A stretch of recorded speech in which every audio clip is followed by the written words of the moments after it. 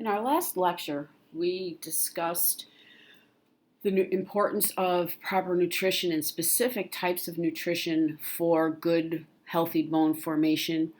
We talked about which hormones were important. Now we're going to get into some kind of interesting things, diseases of the bone. The first disease that we'll discuss is rickets.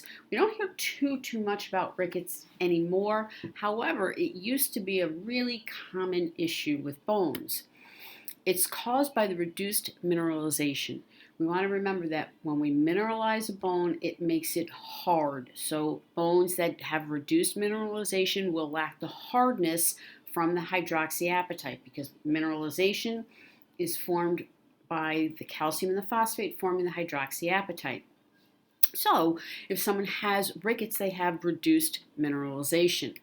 This will make the bones bendable. Now, you'll remember when we talked about the components of the bone matrix, we said that we wanted our bones to be bendable to a point.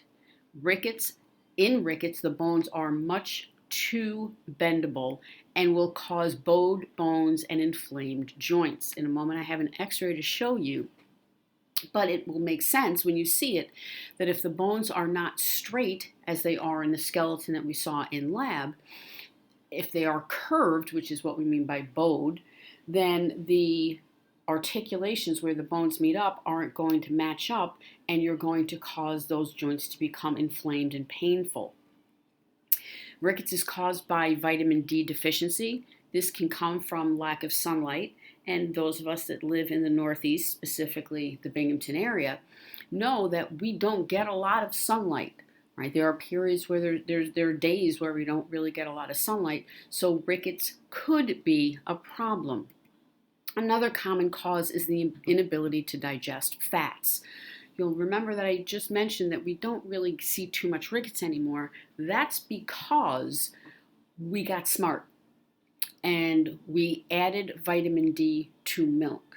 Milk is one of the best sources of calcium, especially going back a few generations. Milk is a wonderful source of calcium, and they said, hey, you know what? We've got this thing that everybody drinks with lots of calcium in it. You need vitamin D to absorb that calcium. Let's just add it to the milk. So it's kind of a package deal. So once we started to add vitamin D to milk, we saw a great decrease in the occurrence of rickets, especially in children. This is an x-ray of someone with rickets, and you'll notice that the femur and the tibia and fibula are not straight as they were in lab. They are in fact curved, and if you look at the condyles of the femur and the tibia, they're not matching up correctly, so that is going to cause that inflammation and pain that we discussed. Next, we have osteomalacia. This is referred to as a softening of the bones. Lots of times it's called rickets in adults because, again, the causation is calcium depletion, losing calcium. Calcium, again, is what's going to give us our mineral component, our inorganic component of the bone, which is what makes bones hard. Excuse me. Osteomalacia can be transient. That means it can come and go. This is the head of someone's humerus, and the arrow is pointing at an area where the bony matrix has been broken down. It is no longer there. The reason it is no longer there is because calcium was needed elsewhere. In order for your muscles to function, your cardiac muscle to function, they both need large amounts of calcium ions. The only place, if you're not getting it through your diet, your body's going to get that calcium. We say that it's transient, which means sometimes in some individuals it comes and goes. We can see osteomalacia in pregnant women. The fetus is going to get calcium from somewhere. If it's not getting it through the umbilical cord, through the mom's diet, it's going to get that calcium, and that means it's going to start to break down the mom's bones. We can also see osteomalacia in individuals that are or were bulimic or anorexic. You're not getting the calcium in your diet your body needs. It's going to get it by breaking down those bones. Thankfully, in most instances, if osteomalacia is transient, and diet is improved, we can see a reversal of this softening and breaking down of the bone. Next, we have osteoporosis, and this is probably one of the better known conditions of the bone. Osteoporosis is really what it sounds like, porous bone resulting from bone depletion. We're breaking down that bony matrix so the bone becomes porous, it gets holes in it. It's 2.5 times more common in females and males, and when we get to the causes, the reason for it being so much more common in females will become apparent. The major cause of osteoporosis is a decrease in estrogen. Estrogen inhibits a hormone that stimulates osteoclasts. So here's the deal. When estrogen is present in a female's body, it makes it so this hormone cannot be produced, right? Or minimal amounts of this hormone is produced. This hormone's job is to stimulate the osteoclasts. The osteoclast's job is to break down the bone. So, as long as I have plenty of estrogen in my body, that hormone is not going to be produced, so my osteoclasts are going to be held in check. However, as a female ages and estrogen production drops, as it always does in females as they age, that hormone is no longer going to be inhibited. So the amounts of that hormone will increase, which will stimulate osteoclasts to do their activity, which is to break down bone, which results in porous bones. It can also be caused by inadequate amounts of calcium and vitamin C, inadequate absorption of calcium from the intestines, right? You might be taking plenty of calcium, whether it's a supplement or you're getting it in your diet, but for whatever reason, you're not absorbing it from your intestines, maybe from lack of vitamin D. Well, that calcium is just going to pass through your body. It's not going to get absorbed and used and sent to the bones as we need it to. And inadequate amounts of exercise. I know I sound like your mom again, but you want to eat a balanced diet and you want to get plenty of exercise, especially weight-bearing exercise. Individuals who are thin, typically walking isn't going to be sufficient. They're going to have to carry some weights. We had a woman who worked in our department for many years, who was a very slight, older woman, and she would carry around several kind of shopping bags, like Wegmans grocery bags, filled with books and papers and all kinds of stuff. And she had classes in all 3 different buildings. And we would say, we can find you a spot. You can leave that stuff in the room. And she said, oh, no. This way I'm getting my exercise. I won't get osteoporosis. Because carrying weight would be weight-bearing exercise, and she was able to keep her bone mass at a high level simply through carrying her stuff around in her day-to-day activity. So if we look at this diagram, on our left, it's healthy bone. And again, it's that spongy bone, that cancellous bone that we talked about. And there are pockets of air, space between it. Now, if you look at the osteoporosis bone, those spaces are there, but they're much larger and the amount of bone is much smaller. That's a problem. This is a section, a dissected piece of bone that has osteoporosis.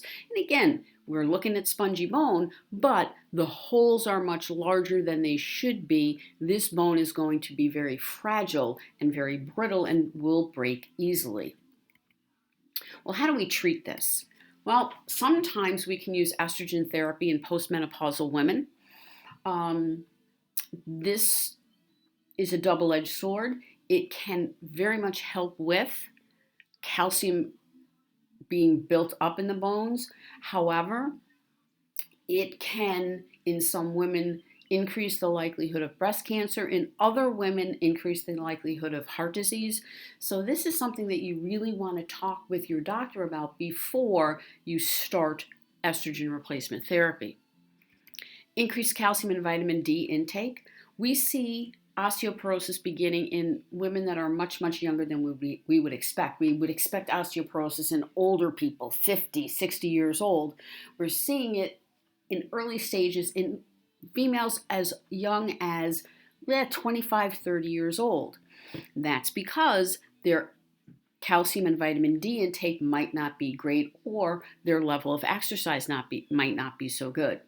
The best way you can prevent osteoporosis is starting to think about it in your younger years by being aware of calcium intake, vitamin D intake, and exercise throughout your lifetime. There are also some medications that can be used. However, you cannot reverse osteoporosis. You can simply slow osteoporosis. So that's really something to keep in mind. And that's where start getting out ahead of it and starting when you're younger, like you folks are, and dealing with it now can make it easier to not have to worry about as you get older. Next is osteomyelitis. I'm going to caution you, there's going to be kind of a gruesome photograph coming up. It's caused by a bacterial infection. It's referred to as bone inflammation.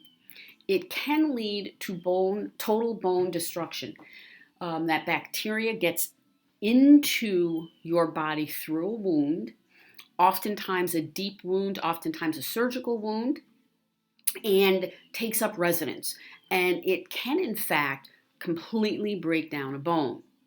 You'll see this is an x-ray of the foot, the medial and lateral malleolus, the tibia and fibula. The fibula, you'll notice there's a big chunk missing. That was caused by osteomyelitis breaking down that bone. This is a photograph of someone who had osteomyelitis. The bone has been removed. Dead tissue has been debrided, removed from the area. It can be a very, very serious condition. And I said oftentimes it enters through a surgical wound. It can enter through any deep opening. Years ago, I had a cat who decided to use my hand as a chew toy.